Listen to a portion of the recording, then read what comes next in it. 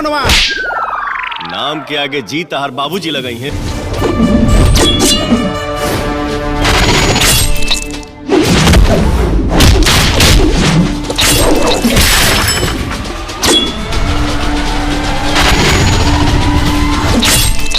हथिया हथिया शोर कैले गदहवो ना ले अइले के हालात और स्थिति में पहुंच गइलन ये फिल्म के ट्रेलर रिलीज कैला के बाद। जितना भी भोजपुरी के देखे वाला लोग बा उस सब कोई के सांझे बिहाने चैनल पे स्वागत बा। आज हम जो ना फिल्म के ट्रेलर के रिव्यू करे खातिर आइल बानी। फिल्म के नाम है सूर्यवंशम और इस सूर्यवंशम फिल्म में भोजपुरी के power star Pawan Singh hero यानी कि अभिनेता के रूप में बाड़ा। वही फिल्म में एक्ट्रेस यानी कि अभिनेत्री के रूप में बाड़ी आस्था सिंह। आस्था सिंह भोजपुरी के आस्था सिंह पवन सिंह के साथे बहुत सारा एल्बम में एज ए हीरोइन काम कर चुकल बाड़ी, लेकिन इनकर पहिलका फिल्म है पवन सिंह के साथे जौना में वो अपन अभिनय के परिचय देताड़ी। जौन फिल्म है सूर्यवंशम एकर कहानी कमोवेश पवन सिंह के एगो फिल्म आई रहे स्वाभिमान, ओकरा से काफ़ी मिलता जुलता लगा था। कुछ नयापन नहीं, कुछ पैनापन नहीं है, लेकिन जो पवन सिंह के फैन बा वो कहे कि पवन भैया गार्दा उड़ा दलन, ए मारताने बंसीला चला के मारताने, ए छेनी चला के मारताने, ए टांगी चला के। लेकिन टांगी चलैला से, बंसीला चलैला से और खुरपी चला के मार देला से फिल्म हिट ना हो जाए। फिल्म बनावे खातिर सबसे पहले कहानी की जरूरत होखेला और ये कहानी देखला से लागता कि पवन सिंह का ऐसा कोनो फिल्म नहीं है जौना में ऐसा कहानी नहीं है। बस लड़े के तरीका खाली बदलल बा। अब पहले गोला बारूद से होत रहे, अब के पवन सिंह टांगी चला के मारत ताना। और कुछ डायलॉग बा जवन कि वो अपन स्टेज शो में कहले बाना कि नाम से पहले जी लगाओ, वो डायलॉग एहो में बा। यानी कि राइटर के कलम में ना वो ताकत रहल, ना नयापन रहल, ना पैनापन रहल, जेकरा कारण ये फिल्म के स्क्रिप्ट एगो एवरेज बन के रह गई। और पवन सिंह हथिया हथिया शोर कैले गदहवो ना ले अइले के हालात और स्थिति में पहुंच गइलन ये फिल्म के ट्रेलर रिलीज कैला के बाद। ऐसा हमरा लागल काहे से कि एकरा से पहले पवन सिंह के जौन फिल्म रहे हर हर गंगे काबिले तारीफ रहे।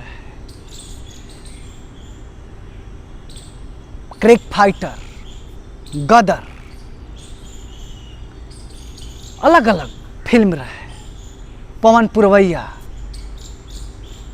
लेकिन एगो एक ट्रेलर में खास बात बा, ट्रेलर 4 मिनट के बा और इस 4 मिनट के ट्रेलर में कम से कम 1 मिनट के गाना घुसेड़ल बा और 2 मिनट के कट देतन तो पवन सिंह के एगो गाने हो जाती। बार बार हम कहिला, 1000 बार कहिला कि एल्बम इंडस्ट्री के नायक फिल्म के गाना समझ लेवेला। फिल्म के फिल्म लेखा रखे के चाहिए। फिल्म में समाज अपने आप के समाज खातिर आईना होखे के चाहिए, चाहे मनोरंजन के रूप में समाज के गंदगी के उजागर करे के चाहिए या फिर प्योर मनोरंजन होखे के चाहिए। लेकिन ना ये गाना रहल, ना ये एल्बम रहल और ना ये फिल्म रहल, ये बीच में तरजुई लेखा लटकल रहल। हमरा हिसाब से पवन सिंह के एल्बम चाहे वो अपन गाना जौन ले आवेलन ओकरा में काफ़ी अच्छा लुक, एक्सप्रेशन और डायलॉग रहेला। 4 मिनट के ट्रेलर में एल्बम से भी एवरेज एक्टिंग के लेवल रह बा ए पवन सिंह के फिल्म सूर्यवंशम में। ऐसे हम पवन सिंह के स्किल पर और पवन सिंह के मेहनत पर और पवन सिंह के एक्टिंग पे उंगली नहीं उठावत।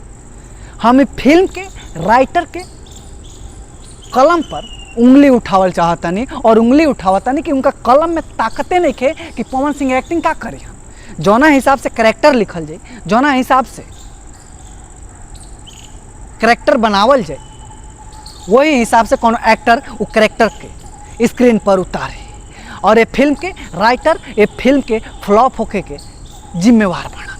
बात करी ये फिल्म के कहानी के तो कहानी ट्रेलर देखला पे इतना कंफ्यूज हो जाता आदमी कि बुझाते नहीं है कि राजनीतिक पृष्ठभूमि से ले गइल बा कि सामाजिक पृष्ठभूमि से ले गइल बा कि पारिवारिक पृष्ठभूमि से ले गइल बा कि ऐसा ही एगो मसाला के रूप में फिल्म परोस दिल गइल बा।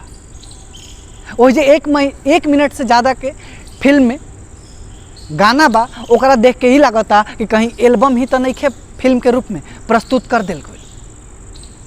फिल्म के ट्रेलर में उतनो सस्पेंस ना रखे के चाहिए और ना रखे के चाहिए कि कहीं